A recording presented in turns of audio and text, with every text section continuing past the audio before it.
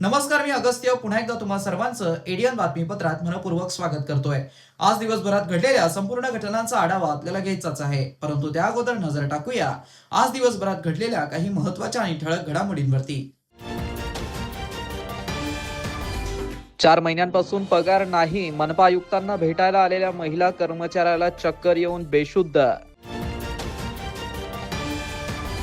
तर महाराणा एजन्सीची 20 कोटींची वसुली तर नाहीच, मात्र विवेकानंद उद्यानातील कोथिंबीर बिर्याणी हॉटेलची जागा मनपाची, भाडे मात्र महाराणा एजन्सीलाच। आता बघूया सविस्तर बातम्या। महानगरपालिकेतील कंत्राटी कर्मचाऱ्यांचा गेल्या 4 महिन्यांपासून पगार न मिळाल्याने कर्मचारी आणि त्यांच्या कुटुंबियांवरती उपासमारीची वेळ आली असून थकीत पगारासाठी आज कर्मचारी संघटना आयुक्तांना निवेदन देण्यासाठी महानगरपालिका मुख्यालयात पोहोचले असता एक महिला कर्मचाऱ्याला बीपी शुगर वाढल्याने चक्कर येऊन ती बेशुद्ध पडली। त्यामुळे परिसरामध्ये एकच गोंधळ उडाला होता। छत्रपती संभाजीनगर महापालिकेमध्ये सफाई, आरोग्य, पाणी पुरवठा आणि इतर विभागात कंत्राटी पद्धतीने काम करणाऱ्या सुमारे 1200 पेक्षा अधिक कर्मचाऱ्यांचा मार्च 2026 पासून पगार थकला आहे। पगार रखडल्याने कर्मचारी प्रचंड आर्थिक अडचणीत सापडल्यात। दरम्यान सोमवारी कंत्राटी कर्मचारी संघटनेचे पदाधिकारी आणि महिला कर्मचारी आयुक्तांना भेटून निवेदन देण्यासाठी मनपा मुख्यालयात आल्या होत्या। यावेळी मागील 4 महिन्यांपासून पगार न मिळाल्यामुळे आलेला ताण आणि उपासमारीमुळे एका भाग्यश्री जाधव नावाच्या महिला कर्मचाऱ्याचा रक्तदाब आणि साखर वाढली आणि ती मनपा आयुक्त कार्यालयातच बेशुद्ध पडली। ही बाब लक्षात येताच मनपा उपस्थित असलेल्या मनपा आरोग्य विभागातील डॉक्टरांनी तात्काळ धाव घेत प्राथमिक उपचार केले। महिला कर्मचाऱ्याची प्रकृती गंभीर असल्याने अधिक उपचारांसाठी त्यांना तात्काळ घाटी रुग्णालयामध्ये हलवण्यात आलं। सध्या त्यांच्यावरती उपचार सुरू आहेत। घरात 4 महिन्यांपासून चूल पेटलेली नाही, मुलांच्या शाळेची फीस भरता आली नाही, औषधांसाठी पैसे नाहीत। आज आयुक्तांना भेटायला आलो आणि आमच्या बहिणींवरती ही वेळ आली, असं सांगत कर्मचारी आक्रोश व्यक्त करत होते। जर सदर महिला उपचारादरम्यान तिचं काही बरं वाईट झालं तर त्याला प्रशासन जबाबदार राहील असा आरोप संघटनेकडून करण्यात आला आहे। मागील 4 महिन्यापासून जे महानगरपालिकेअंतर्गत जे 4 ठेकेदार जे नेमलेले आहेत, याच्यासाठी यांना जे 4 महिन्यापासून या ठेकेदारांचा महानगरपालिकेने पगार केलेला नाही असा आरोप ठेकेदार करतात। आणि आज महानगरपालिका आयुक्त साहेब यांच्याशी चर्चा केल्यानंतर महानगरपालिका आयुक्त साहेब आम्हाला बोलले का आम्ही यांचा आज प्रोसेसिंग चालू आहे, यांची बिल देण्याची प्रोसेसिंग चालू आहे आणि या लोकांचे हे पहिले पेमेंट आहे म्हणून। आता 4-4 महिन्यात जर यांची पहिली पेमेंट जर निघत असेल तर 3-3 महिने हे सगळे कर्मचारी उपाशी आहे, यांना पगार नाही, यांचा वेळेवर पगार नाही। 5 वाजेपासून हे लोक महानगरपालिका आयुक्त साहेबांना भेटायला आले होते आणि या ठिकाणी एक बाईला चक्कर सुद्धा येऊन पडली आणि त्यावेळेस मग तारतीने त्यांनी आम्हाला बोलवून पाठवलं का आमच्याशी चर्चा करा म्हणून। आणि चर्चेमध्ये महानगरपालिका आयुक्त साहेब हे बोलले का आम्ही या लोकांची पगार 2-3 दिवसानंतर महानगरपालिकेच्या अकाउंटमधून करू, असं त्यांनी आता ठोस पुरावा नाही दिला का आम्ही करून टाकू म्हणून। फक्त 2-4 दिवसानंतर महानगरपालिकेच्या अकाउंटमधून करू असंच बोलले। पण त्यांनी हे नाही बोलले का लवकरात लवकर आम्ही चेक काढून या एजन्सीतला पगार देतो आणि त्यांची आम्ही लवकरात लवकर या लोकांची पगारी करून टाकतो। आता कुठलाही ठोस पुरावा महानगरपालिका आयुक्त यांनी आम्हाला दिलेला नाहीये। नगरपालिका आयुक्त साहेब यांनी सांगितल्यानुसार 2 दिवसानंतर जर या लोकांच्या खात्यावर जर पगार नाही आली तर मग आम्ही या गेट समोर बसून ठिय्या आंदोलन करू, गेट बंद आंदोलन करू आणि त्या दिवशी जोपर्यंत आमच्या पूर्ण कामगारांची पगार होत नाही तोपर्यंत आम्ही या गेट पासून उठणार नाही, ही आमची पूर्णपणे महानगरपालिका आयुक्तांना। त्या महिला कर्मचारीला आता यांनी एक ॲम्ब्युलन्स पाठवून घाटीमध्ये ते ॲडमिट करण्यासाठी सांगितलेले।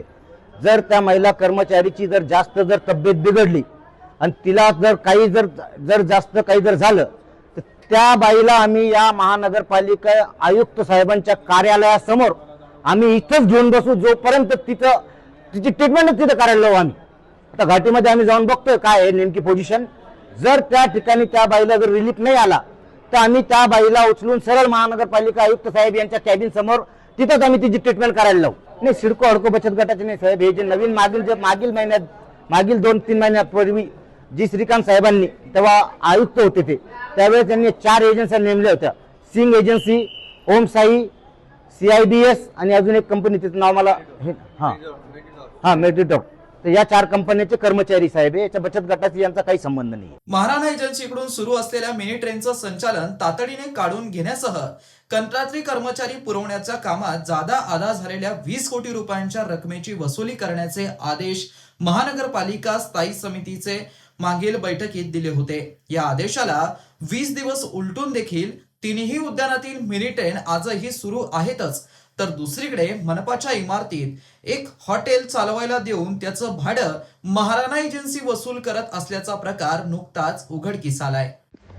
याविषयी मनपा आयुक्त अमोल येडगे यांनी 15 दिवसात कायदेशीर वसुली प्रक्रिया सुरू करण्याची ग्वाही दिली होती. याबाबत अद्याप कोणताही ठोस हालचाल दिसून आली नाहीये. त्यामुळे स्थायी समितीच्या निर्णयाची अंमलबजावणी अद्याप झालेली नसल्याचं चित्र आहे.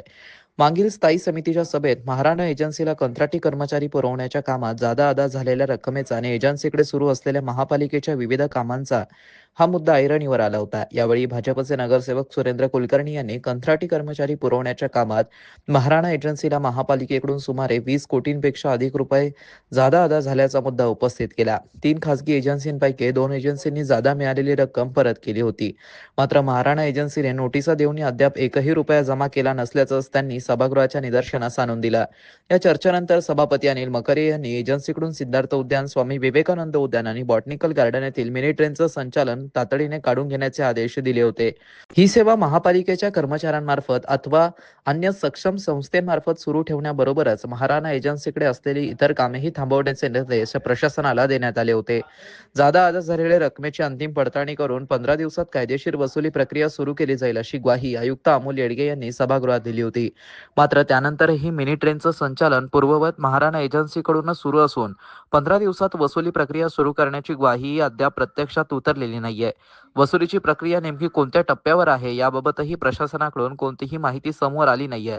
त्यामुळे स्थायी समितीच्या बैठकीत घेण्यात आलेल्या दोन्ही महत्त्वाच्या निर्णयाची अंमलबजावणी अद्याप कागदावरच असल्याचं दिसून येत आहे. स्थायी समितीने मिनी ट्रेनचं संचालन तातडीने काढून घेण्याचा आदेश दिला. आयुक्तांनी 15 दिवसात 20 कोटी रुपयांच्या जादा अदा रकमेच्या वसुलीची प्रक्रिया सुरू करण्याची ग्वाही दिली. तरीही तिन्ही उद्यानातील महाराणा एजन्सीची मिनी ट्रेन आजही पूर्ववत सुरूच आहे.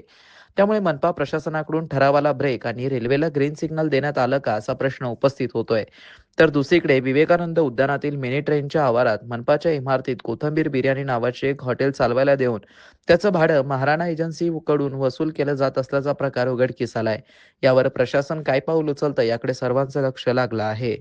सिल्लोड सोयगाव विधानसभा मतदारसंघातील नागरिकांच्या विविध शासकीय कामांशी संबंधित अडचणी, तक्रारी व प्रलंबित प्रश्न तातडीने मार्गी लावण्यासाठी आमदार अब्दुल सत्तार यांच्या संकल्प व अध्यक्षतेखाली पंचायत समिती सिल्लोड येथे आयोजित करण्यात आलेल्या लोकसंपर्क उपक्रमास नागरिकांचा उत्स्फूर्त प्रतिसाद लाभला आहे. या उपक्रमात मतदारसंघातील विविध भागांमधून मोठ्या संख्येने नागरिक उपस्थित राहून पंचायत समिती, सामाजिक न्याय, कृषी रोजगार हमी, घरकुल, पाणी पुरवठा, आरोग्य, शिक्षण तसेच इतर शासकीय विभागांशी संबंधित समस्या व मागण्या त्यांनी मांडल्या. आमदार अब्दुल सत्तार यांनी प्रत्येक नागरिकाची समस्या जाणून घेत संबंधित विभागाच्या अधिकाऱ्यांना तातडीने कार्यवाही करण्याच्या सूचना दिल्या. बैठकीदरम्यान घरकुल व महात्मा गांधी राष्ट्रीय ग्रामीण रोजगार हमी योजनेअंतर्गत कुशल अकुशल कामे तसेच गाय गोठा, वैयक्तिक सिंचन विहीर योजनेच्या लाभासाठी काही अधिकारी व कर्मचारी पैसे मागत असल्याचा गंभीर आरोप लाभार्थ्यांनी केला. यावर आमदार अब्दुल सत्तार यांनी संबंधित अधिकाऱ्यांना चांगलाच धारेवर धरत अशा प्रकारच्या भ्रष्टाचाराबाबत तीव्र नाराजी व्यक्त केली. शासकीय योजनांचा लाभ देताना लाभार्थ्यांची अडवणूक, पिळवणूक किंवा कोणत्याही प्रकारचा भ्रष्टाचार खपवून घेतला जाणार नाही. गोरगरीब नागरिकांचा आशीर्वाद घ्या. शासकीय योजना या त्यांच्यासाठीच आहेत, त्या पूर्णपणे पारदर्शकपणे आणि प्रामाणिकपणे राबवा अशा शब्दात त्यांनी अधिकाऱ्यांना स्पष्ट इशारा दिला. यावेळी गटविकास अधिकारी रत्नाकर पगार, सहाय्यक गटविकास अधिकारी मस्के तसेच जिल्हा परिषद सिंचन विभागाच्या उपविभागीय अभियंता रुचिका घोगरे, एकात्मिक बाल विकास विभागाचे प्रकल्प अधिकारी शिवाजी वने, पर्यवेक्षिका सुनीता सनान्से, जिल्हा परिषद बांधकाम विभाग नगरसेवक सिद्धेश्वर आहेर, अशोक बनसोड, सलीम हुसेन, बबलू पठाण आदींसह विविध गावातील आजी माजी लोकप्रतिनिधी आणि नागरिक उपस्थित होते. सर्व सिल्लोड तालुक्याच्या विविध गावाचे पंचायत समिती लेवलचे लोकांचे प्रश्न होते. कोणाचा घरकुलचा होता, कोणाचा रस्त्याचा होता, काही लोकांच्या विहिरीचा होता, काही लोकांचा गायगोठ्याचा होता. अनेक वैयक्तिक लाभ जे पंचायत समितीमध्ये च्या माध्यमातून सरकारचे देण्यात येतात, त्याच्यासाठी लोकांच्या अडीअडचणीसाठी दर सोमवारी 4 तास पंचायत समिती सिल्लोड आणि पंचायत समिती सोयगाव या ठिकाणी आमदार या नात्याने लोकांच्या अडीअडचणी दूर कराव्या आणि 4 तास तहसीलमध्ये, जेणेकरून तहसीलच्या माध्यमातून जे महसुली काम असतात ते तहसीलमध्ये असतात.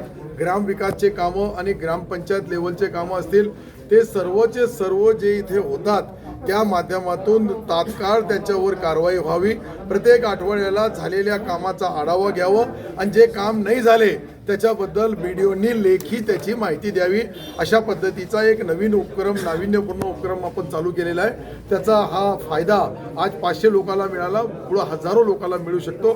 शेवटी पंचायत समिती आणि तहसील या 2 कार्यालयामध्ये मोठ्या प्रमाणावर लोकांच्या अडीअडचणी असतात.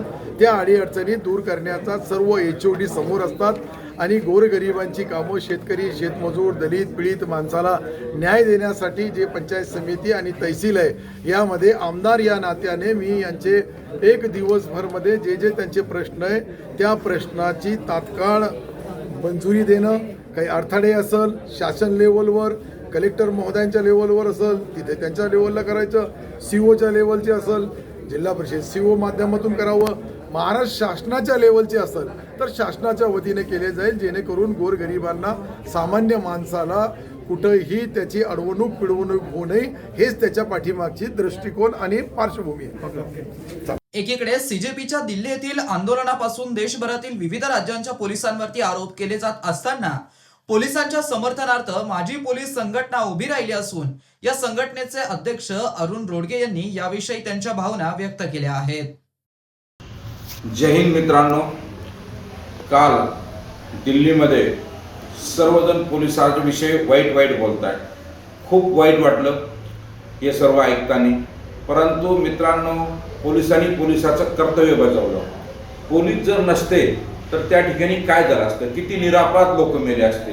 पोलिसांनी त्यांचं कर्तव्य केलं, पोलिसांनी त्या सार्वजनिक संपत्ती वाचवण्याचा प्रयत्न केला. अनेक निरापराध जीव त्या ठिकाणी मेले असते, मोठी दंगल झाली असती. विशेष करून पोलिसावर त्या ठिकाणी हमला झालेला होता. ते विद्यार्थ्याच्या वेशेमध्ये अनेक त्या ठिकाणी लोक घुसलेले आहेत आणि त्या लोकांनी हे केलं. स्वतः अभिजित दिपके साहेब जे आहेत त्यांनी सुद्धा सांगितलं, व्हिडिओमध्ये तुम्हाला दिसतं की बाबाराव ते थांबा. पण जर पोलिसावरती हमला झाल्यानंतर, एखाद्या संसदेवरती हमला झाल्यानंतर पोलीस उभा राहून बघू शकत नाही. पोलीस तुमच्या सुरक्षेसाठी आहे, पोलीस तुमच्यासाठी आहे. पोलीस आहे म्हणून तुम्ही सुरक्षित आहे. जर पोलीस संपावर गेला तर एका दिवसात किती दरोडे होतील, कुठं काय होईल. जे विरोधी पक्षनेते पोलिसावर बोलतात, तुम्हाला पण संरक्षण पोलिसाचंच आहे. प्रत्येक जण उठतो आणि ते पोलिसावर बोलतो. पोलिसांनी त्याचं कर्तव्य केलेलं आहे, कोणीही पोलीस चुकलेला नाही. म्हणून आपणास विनंती आहे की आपण पोलिसावरती बोलणं थांबवावं. मी अरुण रोडगे, रिटायर पोलीस संघटना या ठिकाणी आपणास विनंती करतो की पोलिसावरती बोलणं बंद करा, पोलिसाला वाईट बोलणं बंद करा. धन्यवाद. शहरवासियांना एक सुवर्ण संधी. तुम्ही एखादा व्यवसाय करताय का? मग ADN वरती जाहिरात करा आणि मिळवा व्यवसायात मोठा फायदा. तर वाट कसली बघत आहात? आताच खाली दिसत असलेल्या नंबरवरती संपर्क करा. आपल्याला अजूनही काही बातम्यांचा आढावा घ्यायचा आहे, परंतु इथे वेळ झाली आहे एका छोट्याशा ब्रेकची. कुठे जाऊ नका, पाहत रहा ADN न्यूज.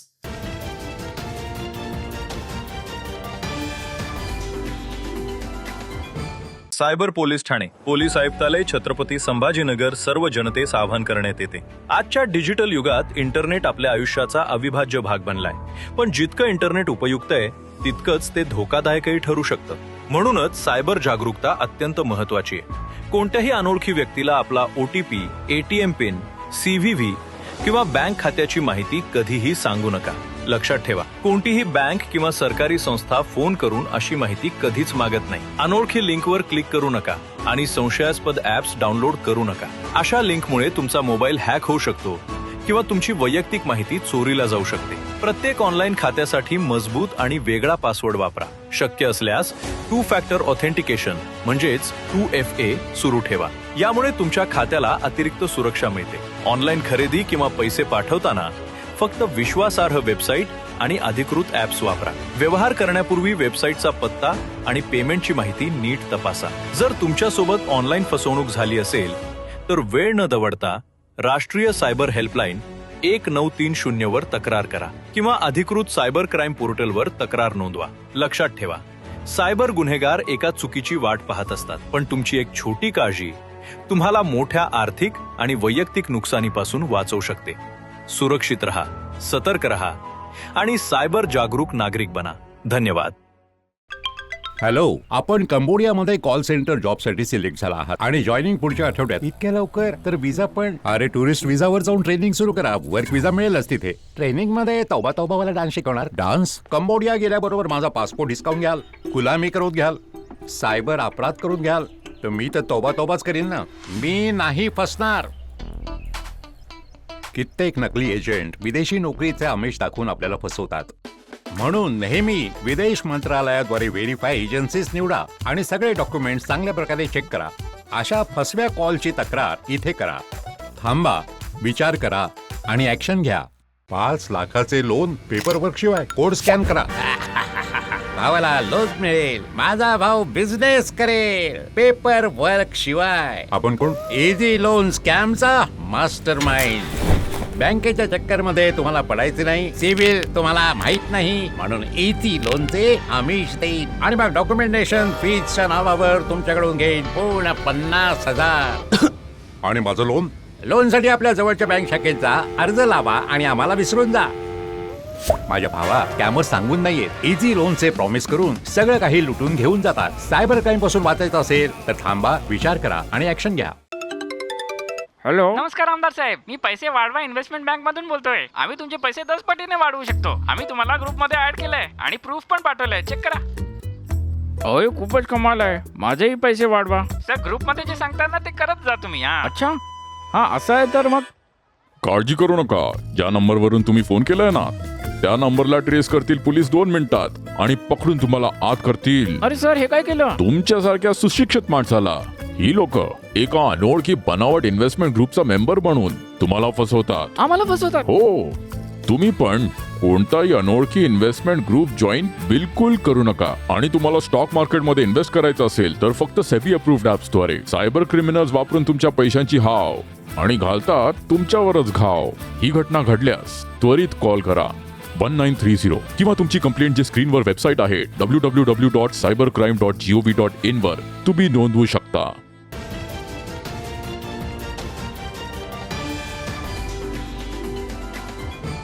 नमस्कार. ब्रेक नंतर पुन्हा एकदा स्वागत. आपण बघत आहात एडियन बातमीपत्र. छत्रपती संभाजीनगर शहरात विविध ठिकाणी रस्त्यांवरती खड्डे पाहायला मिळत असून मागील सर्वसाधारण सभेनंतर महापौर समीर राजूरकर यांनी प्रशासनाला खड्डे बुजवण्यासाठी निर्देश दिले असल्याची माहिती त्यांनी माध्यमांशी बोलताना दिली आहे. मुळामध्ये शहरामध्ये 3 प्रकारचे कामं चालू आहेत. नवीन पाणी पुरवठा योजनेच्या काही जलवाहिन्या टाकायचं काम चालू आहे. त्याचसोबत गॅस पाईपलाईनचं पण काम चालू आहे. ह्याच्यामुळे त्याची रिस्टोरेशनची कामं चालू झाल्यामुळे बऱ्याच ठिकाणी हा त्रास नागरिकांना होतोय. परंतु काही जे मेजर स्पॉट आहेत की जिथं महापालिकेनं तात्काळ ॲक्शन घेणं गरजेचं आहे. तर मी प्रशासनाला, आयुक्तांना सूचना केलेल्या आहेत की एक 3 दिवसाचं शॉर्ट टेंडर नोटीस करून हे जे मेजर खड्डे आहेत या खड्ड्यांना तुम्ही तात्काळ भरायला सुरुवात करा. आपण काही दिवसापूर्वी त्यावेळेस जे खड्डे बुजवले होते ते मुरुम टाकून केले होते, पण पाऊस जर वाढला तर तो मुरुम त्या खड्ड्यातून वाहून जातो. म्हणून आता आपण काय करतोय की 2 दिवसाचा तरी उघाड मिळाला पाहिजे. पावसाचा उघाड मिळाला तर आपण त्याला व्यवस्थित GSB भरून त्याला लेवल करून ते करायचं असं टेंडर केलेलं आहे. दरवर्षी नुसतं आपण टेंडर काढतो, खड्डे पुन्हा दरवर्षी तेच खड्डे असतात, तेच टेंडर असतात, तेच पुन्हा भरल्या जातात. नाही, असं मी मान्य करत नाही. मुळामध्ये 5 वर्षापूर्वी 3 वर्षापूर्वीची परिस्थिती, आजची परिस्थिती याच्यामध्ये फरक आहे. फक्त मी तुम्हाला काय सांगितलं की रिस्टोरेशनचे कामं वेळेत पूर्ण व्हायला पाहिजेत. जे पाणी पुरवठा योजना असेल, गॅस पाईपलाईन असेल किंवा भूमिगत गटारची, त्याच्यामुळे जास्ती खूप क्रॉसिंगला त्रास झालेले आहेत. तरीसुद्धा महापालिकेच्या प्रशासनाला मी ऑलरेडी म्हणजे सांगितलेलं आहे की तुम्ही कुठल्याही परिस्थितीमध्ये जे मेजर चौकातले खड्डे आहेत हे लवकरात लवकर GSBने भरा. कारगिल युद्धातील शहीद जवानांचं शौर्य, त्याग आणि राष्ट्रसेवा इतिहास भावी पिढ्यांपर्यंत पोहोचवण्यासाठी कारगिल स्मृतिवनाचा सर्वांगीण विकास करण्यात येत असून त्यासाठी शासनाने 6 कोटी रुपयांचा निधी मंजूर केलाय. हे स्मृतिवन केवळ उद्यान नसून राष्ट्रभक्ती, प्रेरणा आणि शौर्याचं जिवंत स्मारक म्हणून विकसित करण्यात येईल असं प्रतिपादन राज्याचे बहुजन कल्याण मंत्री अतुल सावे यांनी केलंय. कारगिल विजय दिनानिमित्त दरवर्षीप्रमाणे कारगिल स्मृतिवन समितीच्या वतीने गारखेडा परिसरातील कारगिल स्मृती उद्यानात आयोजित वीरांना शौर्य शिखर मानवंदना या कार्यक्रमात ते प्रमुख पाहुणे म्हणून बोलत होते. कार्यक्रमाच्या प्रारंभी कारगिल स्मृती उद्यानातील शहीद स्मारकास पुष्पचक्र अर्पण करून वीर जवानांना अभिवादन करण्यात आलं. त्यानंतर कारगिल युद्धातील वीर सैनिक, 1971च्या भारत पाकिस्तान युद्धातील वीर सैनिक तसेच विविध माजी सैनिकांचा शाल, श्रीफळ व स्मृतिचिन्ह देऊन सन्मान करण्यात आला. उपस्थितांनी उभं राहून टाळ्यांच्या कडकडाटात त्यांच्या राष्ट्रसेवेबद्दल कृतज्ञता व्यक्त केली. कार्यक्रमाच्या प्रारंभी कारगिल स्मृतिवन समितीचे पंकज भारसाकळे यांनी प्रास्ताविकात कारगिल स्मृतिवन उभारणीचा उद्देश स्पष्ट करताना सांगितलं की हे स्मृतिवन केवळ एक उद्यान नसून देशासाठी सर्वोच्च बलिदान देणाऱ्या वीर जवानांच्या शौर्य, त्याग आणि राष्ट्रनिष्ठेचं निरंतर स्मारक आहे. नव्या पिढीमध्ये राष्ट्रप्रेम, कर्तव्य भावना आणि देशसेवेची प्रेरणा जागवणं हा या स्मृतिवनाच्या उभारणीमागील प्रमुख हेतू असून शासन, माजी सैनिक आणि समाजातील सर्व घटकांच्या सहकार्यामुळे हा प्रेरणादायी प्रकल्प साकार होत असल्याबद्दल त्यांनी कृतज्ञता व्यक्त केली. 1971च्या भारत पाकिस्तान युद्धातील वीर सैनिक कॅप्टन सुरेंद्र सुर्वे यांनी आपल्या युद्धातील अनुभवांना उजाळा देताना सैनिकांचं जीवन, सीमावरील आव्हानं आणि राष्ट्रासाठी दिलेलं सर्वोच्च बलिदान यांचं हृदयस्पर्शी वर्णन केलं. देशाच्या सीमा सुरक्षित असल्यामुळेच देशाचा विकास शक्य आहे. सैनिकांचा सन्मान हा प्रत्येक भारतीयांचा प्रथम संस्कार आणि कर्तव्य असलं पाहिजे असा प्रेरणादायी संदेश त्यांनी विशेषतः उपस्थित विद्यार्थ्यांना दिला. प्रमुख पाहुणे म्हणून अतुल सावे यांनी आपल्या भाषणात कारगिल स्मृतिवनाच्या विकासासाठी मंजूर करण्यात आलेल्या 6 कोटी रुपयांच्या निधीतून विविध विकास कामे टप्प्याटप्प्याने राबवण्यात येणार असल्याची माहिती दिली. मागील वर्षी स्मृतिवनात युद्धात वापरण्यात आलेला रणगाडा स्थापित करण्यात आला असून आता अत्याधुनिक पायाभूत सुविधा, आकर्षक परिसर विकास, वॉर मेमोरियल, प्रेरणादायी माहिती फलक, मुक्त रंगमंच, प्रकाश योजना, डिजिटल माहिती प्रणाली तसेच नागरिक व विद्यार्थ्यांना कारगिल युद्धाचा इतिहास प्रभावीपणे समजावून सांगणारे विविध उपक्रम विकसित करण्यात येणार असल्याचं त्यांनी सांगितलं. यावेळी ते म्हणालेत की शहीदांचं स्मरण हे केवळ एका दिवसापुरतं मर्यादित न राहता ते समाजाच्या संस्कारांचा अविभाज्य भाग बनलं पाहिजे. राष्ट्रासाठी सर्वोच्च बलिदान देणाऱ्या प्रत्येक सैनिकाचा सन्मान करणं ही आपली सामूहिक जबाबदारी आहे. कारगिल स्मृतिवन हे भावी पिढ्यांना राष्ट्रभक्तीची प्रेरणा देणारं एक आदर्श स्मारक म्हणून उभं राहील.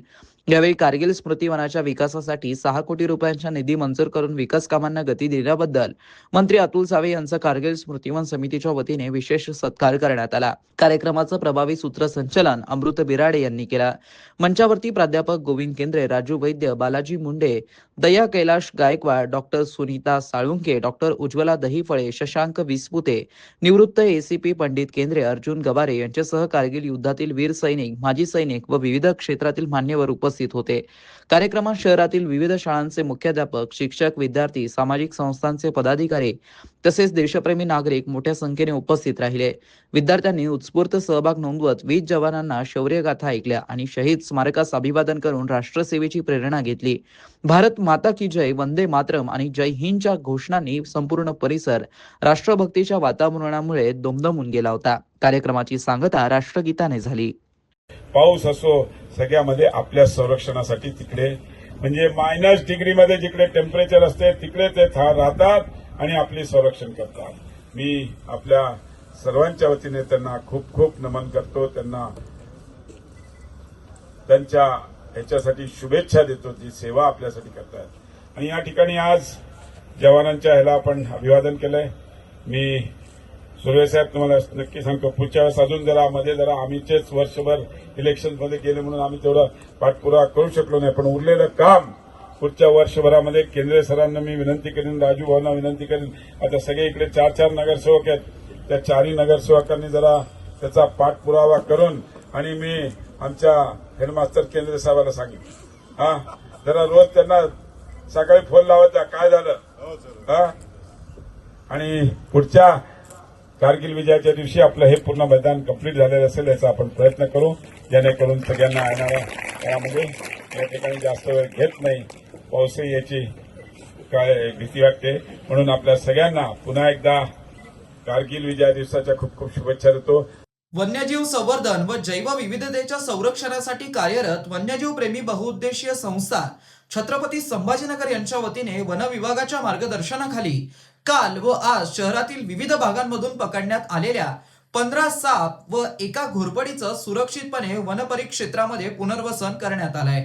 या कार्यक्रमाचं उद्घाटन प्रसिद्ध उद्योजक व्यापारी मुकर्रम बागवाला यांनी केलं, तर कार्यक्रमाचं अध्यक्ष इक्फा कंपनीचे संचालक डॉक्टर व्यंकटेश मैलापुरे हे कार्यक्रमाचे अध्यक्ष होते. तर प्रमुख पाहुणे म्हणून औरंगाबाद मनपाच्या अग्निशमन दलाचे प्रमुख विजय राठोड, प्रसिद्ध व्यापारी शब्बीर झेंडावाला, सेवानिवृत्त मुख्याध्यापक बुरहानी नॅशनलचे मुश्ताक, मनपा उपायुक्त यांचे स्वीय सहाय्यक शफीक शेहजाद शेख खान, साजिद पाशा, अमरीन खान, शाळेतील सर्व विद्यार्थी, सर्व कर्मचारी आणि मोठ्या प्रमाणामध्ये पालक उपस्थित होते.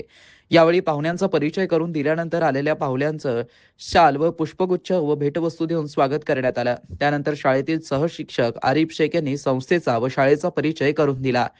शिक्षिका आफरीन खान यांनी मुलींच्या शिक्षणाचं महत्त्व सांगितलं. त्यानंतर शाळेतील प्रत्येक विद्यार्थ्याला उच्च प्रतीचे स्कूल शूज, दर्जेदार स्कूल बॅग आणि चांगल्या प्रकारचे ट्रॅक सूटचं सर्व मान्यवरांच्या हस्ते वाटप करण्यात आलं.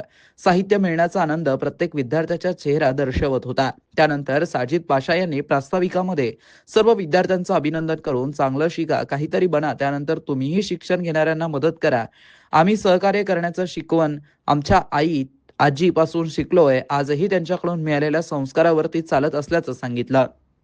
औरंगाबाद मनपाच्या अग्निशमन दलाचे प्रमुख विजय राठोड यांनी साजिद पाशा आणि अमरीन खान यांचे विशेष आभार मानून सांगितलंय की धन समाजात भरपूर लोकांकडे, परंतु ते फक्त स्वतःसाठी समाजातील इतर घटकांवर स्वतःच्या खिशाला कात्री लावणारे खूप कमी, आणि आपण या कमी लोकांच्या पंक्तीत आहोत, ही आपल्यासाठी अभिमानाची बाब आहे.